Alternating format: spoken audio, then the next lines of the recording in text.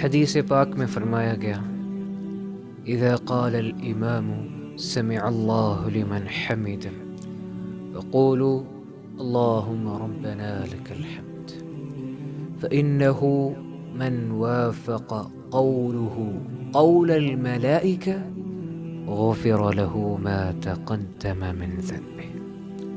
جب امام سمع اللہ لمن حمدہ کہے تو تم اللہم ربنا لک الحمد کہا کرو، کیونکہ جس شخص کا یہ کہنا فرشتوں کے کہنے کے ساتھ ہوتا ہے تو اس کے گزشتہ گناہ معاف کر دیے جاتے ہیں۔ اللہ اکبر۔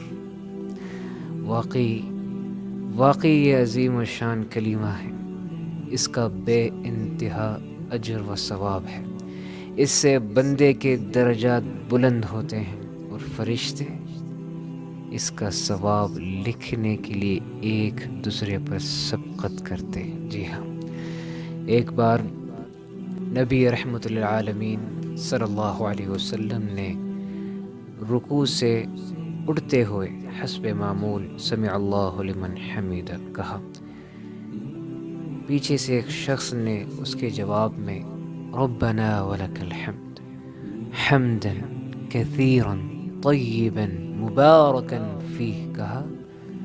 نماز سے فارغ ہو کر حضرت صلی اللہ علیہ وسلم نے سوال کیا، کس شخص نے ان خوبصورت کلمات کو پڑھا ہے؟ تو اس شخص نے اپنا ہاتھ اوپر اٹھایا اور کہا، یا اللہ کے رسول میں نے۔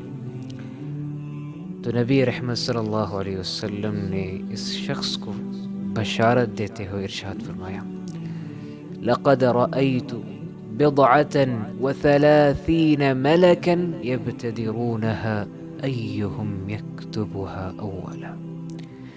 میں نے 30 سے زائد فرشتوں کو دیکھا کہ وہ جھپٹ رہے ہیں۔ کیوں جھپٹ رہے ہیں؟